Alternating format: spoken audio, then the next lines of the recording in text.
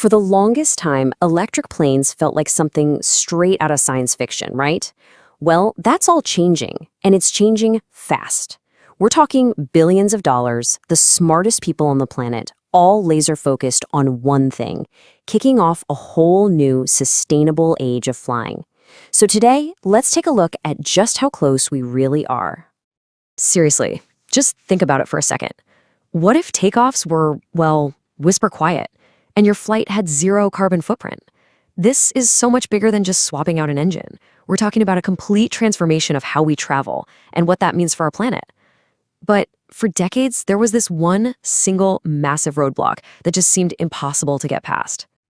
And this is the problem, right here. It all boils down to one thing: energy density. I mean, look at jet fuel. It's an incredible energy source. It packs 40 times more punch per kilogram than even our best lithium-ion batteries today. So to get that same amount of power from batteries, you need a battery so heavy the plane would basically be an anchor. That 40-to-1 gap, that was the wall. The big, unsolvable problem. Okay, so what changed? How in the world did we start to shrink that massive gap? Well, the answer is a real, honest-to-goodness breakthrough in battery tech, one that completely changes the math of electric flight. And let's be super clear here. Energy density, that is the holy grail of aviation. It's everything. The more energy you can cram into every single kilogram, the farther and faster you can fly. For anything that has to literally fight gravity to get off the ground, this is the number one thing that matters. And this is where the game completely changes. You're looking at the work coming out of NASA's SABRES project. They've created a solid-state battery that hits 500 watt-hours per kilogram. To put that in perspective, they've basically doubled the energy density of a normal battery. Now look, it's still not jet fuel, but make no mistake, this is a huge leap forward. And get this, the breakthrough isn't just about packing in more power. These new solid-state batteries, they're way safer because they get rid of that fire risk you have with liquid electrolytes. Plus, they're lighter and they can dump out power 10 times faster, which, is kind of critical when you need a massive burst of energy for takeoff. All right, so we've got this awesome new battery tech, but who's actually putting it into planes? Let's check out the pioneers, the real aircraft that are already flying and taking orders from some of the biggest names in the business. Okay, first up, meet the Pipistrel Velis Electro. This little plane is a big deal. It's the world's first and so far only fully certified electric aircraft.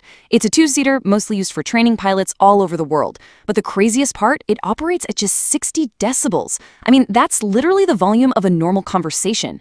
Think about how quiet that is for an airport. All right, so let's scale things up a bit. This is Aviation's Alice. We're talking a 9-passenger, all-electric commuter plane. And the key here is that it was designed from the ground up to be electric. They didn't just stick batteries in an old design.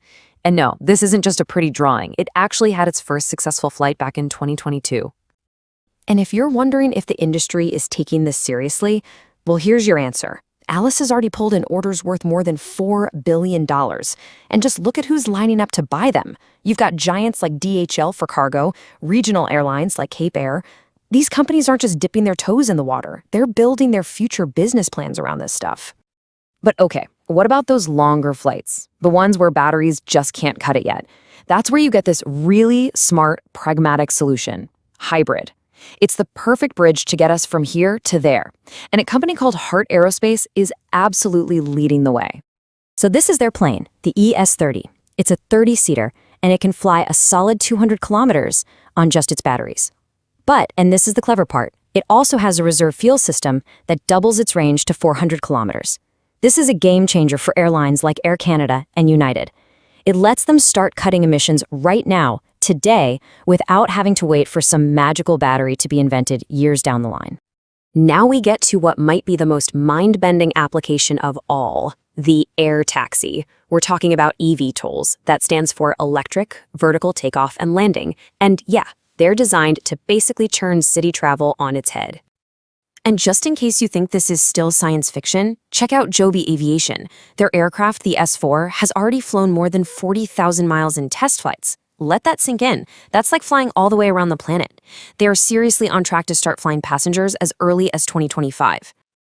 Okay, so the technology is obviously moving at an incredible pace. But let's get real for a minute. It's not all smooth sailing. There are definitely some major hurdles still on the runway. You can really boil them down to what I called the 3 I's: institutions, infrastructure, and investment. So first up, institutions. This basically means red tape, but for a very good reason. Getting the stamp of approval from regulators like the FAA here in the States or ESA over in Europe is a massive undertaking. I mean, every single nut, bolt, and line of code has to be proven to be at least as safe as the planes flying right now. It's slow, it's expensive, but it is absolutely non-negotiable. Which brings us to a very practical question. Where do they all plug in? This is the second big hurdle: infrastructure. I mean, you can have the coolest electric plane in the world, but it's not going anywhere if there are no charging stations at the airport, right? It's that classic chicken and egg problem. But what's so cool is how companies are tackling this. They're solving the problem themselves. Take Beta Technologies. They don't just build an electric aircraft, they're also building out their own charging network. They've already got almost 50 of these Charge Cube stations set up across the US. They're building the chicken and the egg at the same time. And finally, that brings us to the money and, well, us, the people. This covers that third I: investment. There's still big questions about long-term costs, like how much it costs to replace a giant advanced battery pack every few years. But it's also about public trust.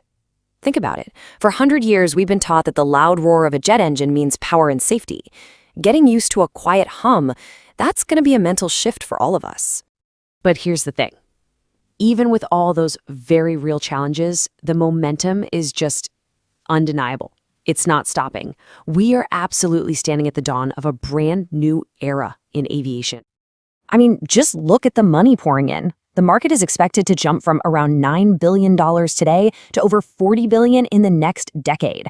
This is not some small niche experiment anymore. This is a full-blown transformation of an entire industry. And this is why it all matters so much. On those shorter flights, which actually make up a massive part of aviation's carbon footprint, we could see emissions get slashed by almost 57%. And that's not even counting the incredible reduction in noise pollution for everyone living near an airport. This quote really sums it all up perfectly. Electric aviation has officially moved from just being a cool idea to being a commercial reality. What was once just a concept on a whiteboard is now a real industry with certified planes, billions in orders, and a clear roadmap for the future. It's not coming soon, it's happening right now. So let's leave it with this final thought. The question is no longer if our skies will go electric. That debate is over.